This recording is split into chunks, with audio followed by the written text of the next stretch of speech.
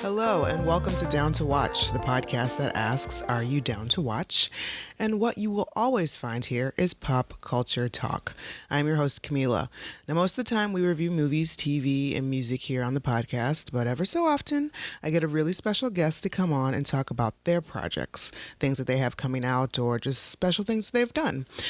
Those episodes are part of our casting call series, and today that special guest is Josh Stewart. Now, there are lots and lots of things that you may know Josh from, like Criminal Minds, No Ordinary Family, The Dark Knight Rises, The Collector series, The Hunted, the list goes on. Josh came on the podcast to talk about a new project that he's working on that is very near and dear to his heart.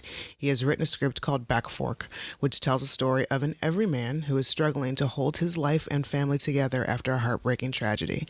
Now, that's all I'm going to give you right now because, of course, we get into it a bit deeper during the podcast. Josh will also produce, direct, and star in this film. The project has until March 3rd to reach its Kickstarter goal, so have a listen to the podcast, then hop on over to Kickstarter, find Back Fork, check out the video, and if you're so moved, please consider backing the project and or sharing it with your friends. And while I'm asking you to do things on the internet, you can also, if you haven't done so already, please follow Down to Watch Podcast on Twitter at DTW Podcast, as well as like us on Facebook, Down to Watch Podcast. All right, now let's talk to Josh. All right, Josh Stewart, thank you for joining me on Down to Watch. Of course, darling. Thank you for having me. I am super excited to talk to you. I don't have that much time. Well, you don't have that much time because you are a very busy man, but I am very excited to get into this with you for the next 20. Thank you. All right, so now a lot of fans know you from the Collector series as well as Criminal Minds and a bunch of other horror type things, but you have recently, what you're here to talk about is your personal, very personal project called Back Fork that you have started a Kickstarter for. Yes, ma'am. Yes, ma'am. My first question, what does Back Fork refer to? Back Fork is the name of a river that I grew up fly fishing on. So it is a real place back in West Virginia. It's sort of, to me, Back Fork is just like a harken back to everything home for me. You know what I mean? Right. So it just sort of takes on the name of everything, I guess you could say. Okay. But yeah, it is a real river back in West Virginia in a town called Webster Springs that I grew up fly fishing on. Okay. And do you still get a chance to do a lot of fly fishing? I do make it a point to make it back to West Virginia to do that at least once a year, and I do that quite a bit out here in California as well. I've got my little secret stashes that I run away to out here. That's important. Yeah. So tell me about Back Fork. Tell me about the project the film that you are hoping to make. Back Fork is the story of a young couple going through a tragedy, and just trying to put the pieces back together of their life after the fact. And everything that comes along with that. And unfortunately, Waylon, the character that I would also play in the movie, has found his way to prescription opioids, and I guess the best medicine that he thought that he could find to numb the pain was OxyContin. So it goes down the dark and dirty road of addiction, and that road that we all could sort of imagine where it goes. And it's not until he gets down the road that he can see things for what they truly are, And look, I don't care who we are or what we're going through. I think sometimes it takes tragedy, or I think it takes one of those life awakening moments for us to realize that, none of us are perfect and we're all just doing the best that we can do. It's what we choose to do with that when we're faced with it. We can sit and we can ask the why question for the rest of our life and not find an answer that we're truly happy with. But, I think more importantly, it's asking the question of where do I go from here? What is what is, and there's no changing that. But where do I go from here, and what do I do with it? Right. And, I think finally Waylon's able to find himself asking the right questions, and we shall see where all that leads him. Okay. So you chose this story because, you're from West Virginia, and you say that West Virginia is having a pretty terrible problem with opioid addiction. Yeah, Going on yeah. I think Appalachia in general. I know Ohio, West Virginia, parts of Pennsylvania, Virginia. The prescription opioid epidemic has hit that region fairly hard, and I don't think that we truly know the depth of it yet. I mean, if you look at what's happening in the news right now, you have these communities and these places suing the pharmaceutical companies for flooding the market with something that was not really doing much benefit to people.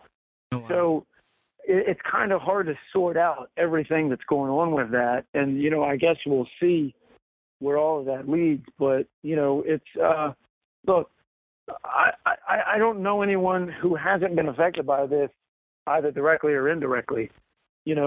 I think we all can, we can all relate to someone who has either gone through this, or we know someone, like I said, either directly or indirectly, who this has touched in some way. Right. Yeah, a lot of people. Unfortunately, people don't really. It's not as far as drug abuse goes, and it's starting to get a little more up there. But people don't really look at prescription drugs first when you think about drug abuse. It's still kind of designer. And it's the number one killer. It's the number one killer in drug overdose. Prescription opioids outnumber heroin overdoses almost 2-1. My God. So when you start to think about it in terms of that, like that, I mean, it's a pretty crazy thing. And this is just something that, look, I'm no expert in this sort of environment. I can't sit here and rattle off all these designer sort of statistics and that's fine. All this. I just know what these drugs are doing to communities, and it's pretty unbelievable. When you have towns that have one name and the names are being changed to some sort of version of OxyContin, God, there's a problem. Yeah. There's an absolute problem. Oh my God. Okay, so is that one of the? Now you have this quote by Pablo Picasso: "Art is the lie that enables us to realize the truth." Is that? And it's a pretty powerful quote. And is that one of the reasons why you chose a narrative over a documentary? Well, look, there have been docs made about this. There's a wonderful doc called Oxiana that's made about a town that is called Oceana in West Virginia that people refer to it as Oxiana because of what's happening or what has happened there. So you should go check that out. But look, I mean, there's been docs made about it. There's been reporters and journalists who've been bringing this to the forefront of our conversation. And, it's time for me to throw my hat into this ring. And the best way that I know how to do that is through film.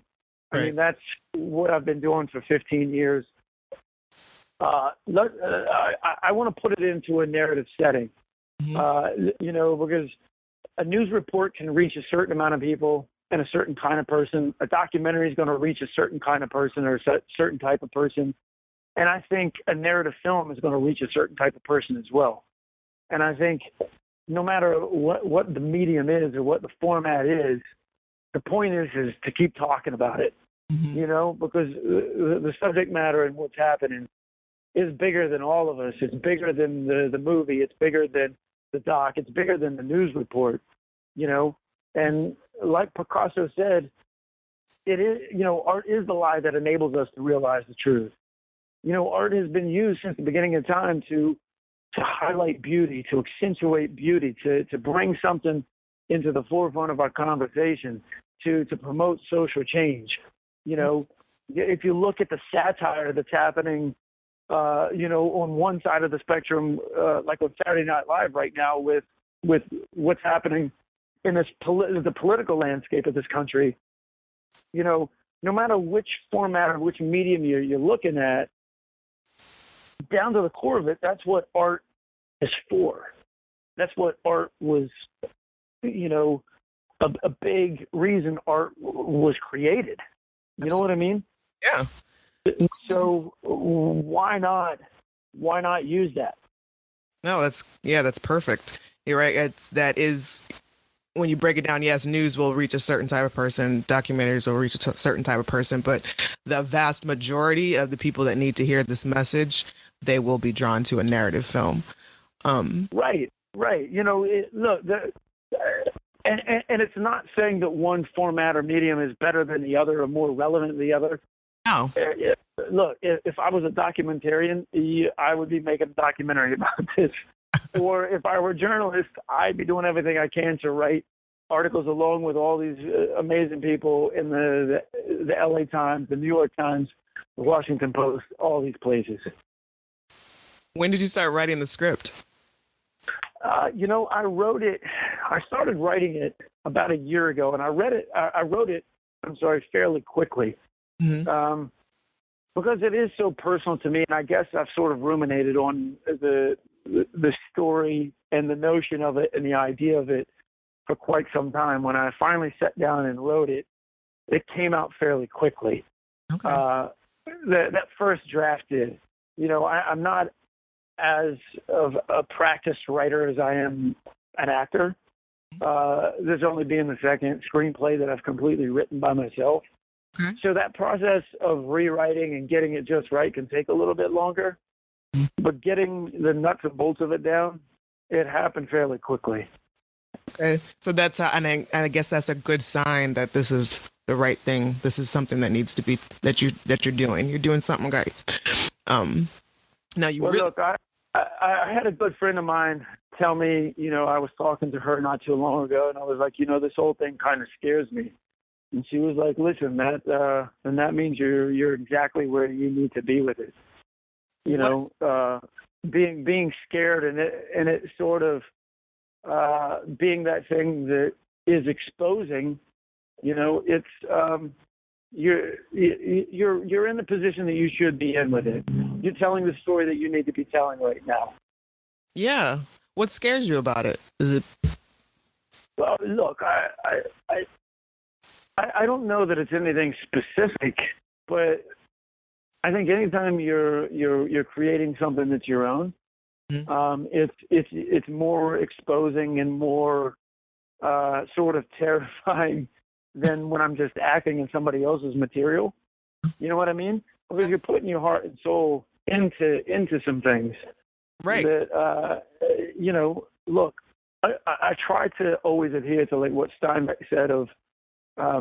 There's nothing to writing. You just sit down at the typewriter and bleed. So I can only hope that, you can reach a modicum of the same sort of fiber that dude was speaking of when he said that. You know what I mean? Right. When you sit down and write, it's because you're writing from something that comes from some place. Mm-hmm. And there's some universal truths in this story that I personally have lived with for years. That we write about what we know, and you weave that into the stories that we tell. Yeah. So, from that standpoint, it is very exposing, and I've never had a problem with addiction. I've never gone down that road. But there's other things in this story that are completely personal to me, that are, relatable and based on my own personal experiences. So, you just kind of have to go for it, jump in head first and see what happens. Yeah, man, you've got your nerve exposed. Right. Not only did you write it, you're also planning on directing it, producing it, and starring in it as well. So, and this isn't the first time that you've worn all those hats. Right. Hunted. Correct. That's right. Which terrifying, by the way. And thank you. I don't know if it's just because I don't like the woods or and hunting. I don't know anything about it, but it's just something like you did a great job. So if that's any Well, sort of, thank you. reflection of what is to come, that I'm sure that this will be a success, and hopefully. Well, this is completely on the other end of the spectrum from The Hunted. This is a character-driven drama. It's dark and it's telling, and it's very truthful. It's a traditional narrative, character-driven story. You know what I mean?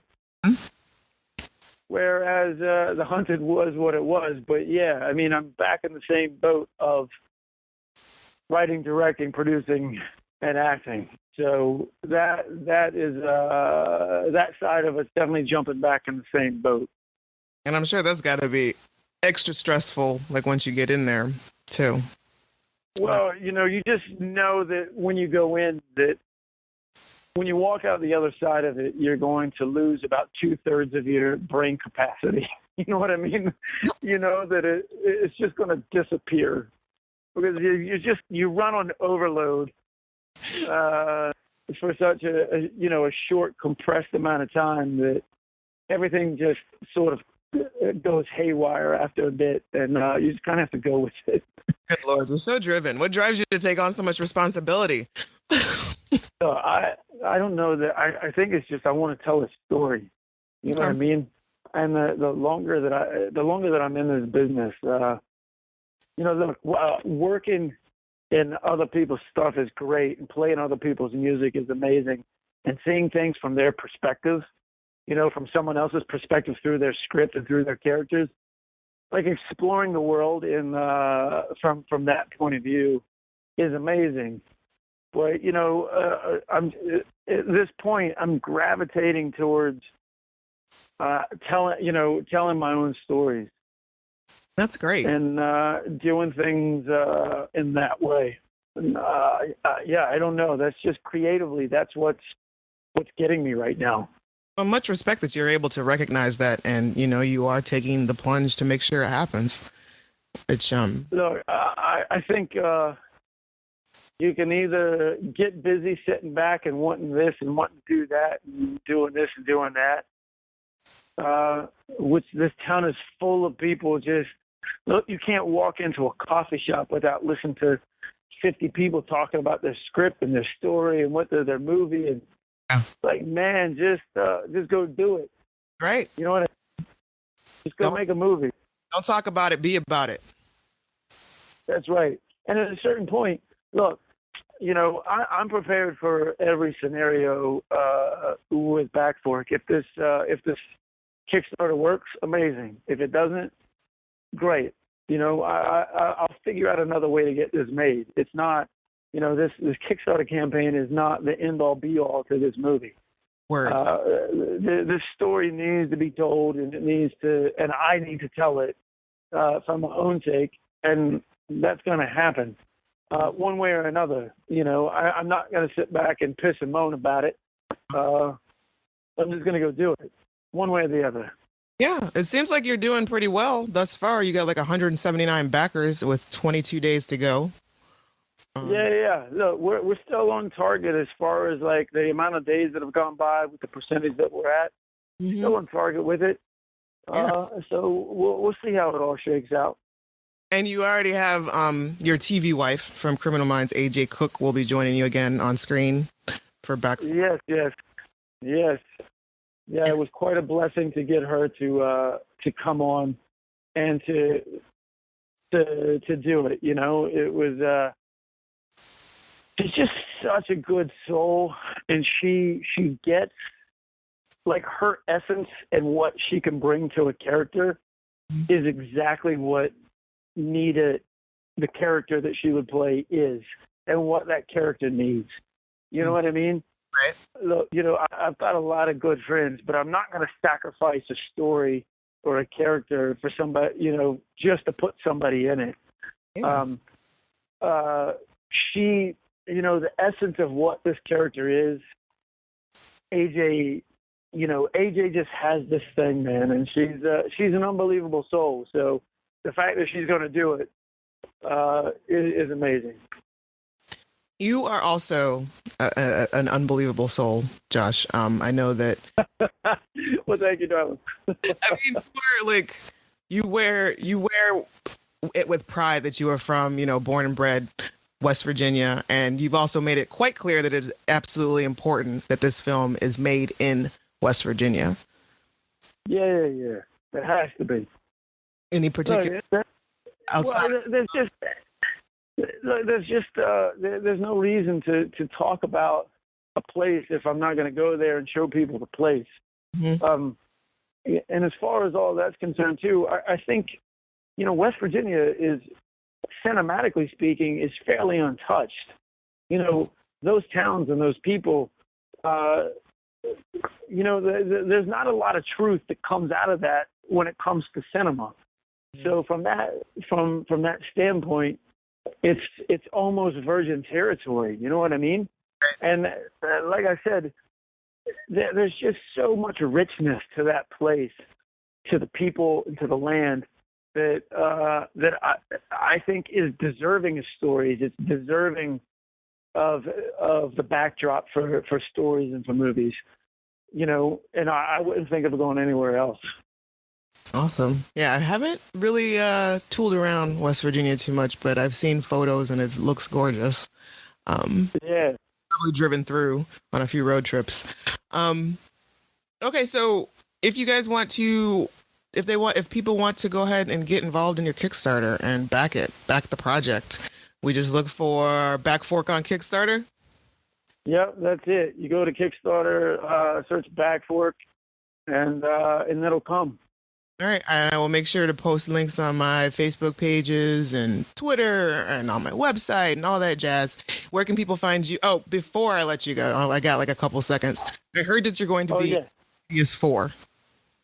Is this true? I'm going to be what? You're going to be in Insidious 4? Yes, man, that is truth. That is some truth. That's amazing. Mid-October, I believe, of this year, it's coming out. Oh, really? Nice. Yep, mid-October, somewhere in there. I can't remember the date offhand, but somewhere second or third week of October, that'll be hitting the theaters. So that's about all the information I can give you about that. I'm under lock and key. Totally fine. With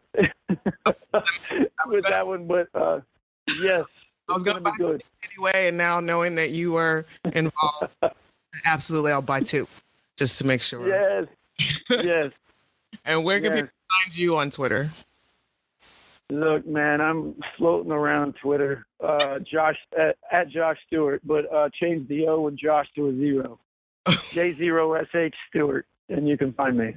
Hope that's not any sort of like self-deprecating reflection. No, because of course somebody's got Josh Stewart. All right. Yeah. I mean, look, somebody beat me to the punch. I just joined the social media a few years back, and of course somebody beat me to the punch. You know what I mean? So I had to get creative with it. All right, man. That's the way it is. Much success with this. I've put in my little coin. I've backed the project. What I could spare. God bless you, darling. God bless you, darling. Thank you so much for taking the time to talk to me. And, of course. And I've got to come back and talk to you some more when I get some more time. Yeah, man, please. I'm looking forward to it, especially when you get closer to the end of the Kickstarter. And Yes, for sure. We got to talk about. You got to catch me when I'm back that way, and we'll go to Primanti Brothers and have a sandwich. Bro. Listen. All right, it's been recorded. Yes. Look, come on, man. I went to WVU, which is just across the borders. I made many trips in the pit. Come on. All right. Yeah. Word. All right. Next time you're in the area, make sure to hit me up. Yes. All right, then. Once again, thank you. All right.